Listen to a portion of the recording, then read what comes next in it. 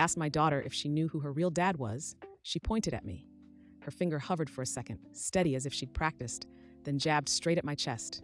"You're my dad," she said, like it was the most obvious fact in the world. My throat closed. I'd spent years carrying the word dad like a borrowed coat, warm, but unsure if it belonged to me. She was 2 when I married her mother.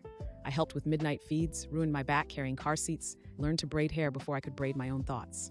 I signed school forms, fixed broken toys, sat through concerts where I cried louder than anyone. But I had never legally adopted her. I always told myself biology didn't change what bedtime stories did. That night, she slipped into my lap and traced the scars on my hands with decisive fingers. "So you're my real dad, right?" she asked. I wanted to shout yes, to carve it into cement. Instead, I answered the safe way.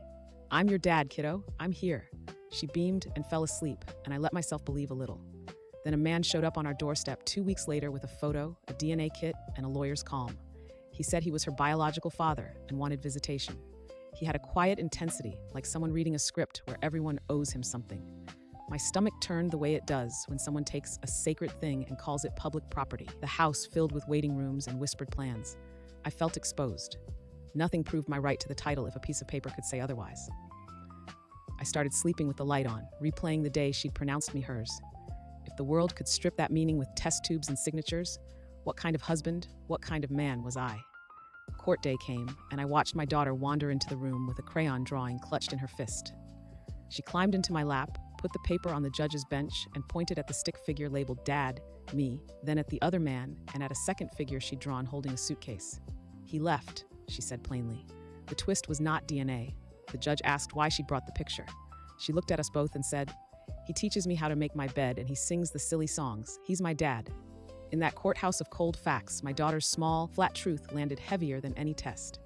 Papers can say who shares your genes, but she'd already decided who shared her life. The man's lawyer sputtered. The man's confident eyes dissolved into something smaller. Afterward, the mother and I stood in the parking lot, the winter sun turning the car hood into a mirror. I realized the thing I'd been fighting to prove wasn't about proof at all. It was about holding on long enough to let a child choose. She had. I'd been given the answer I needed, not from a lab, but from the person it mattered most to.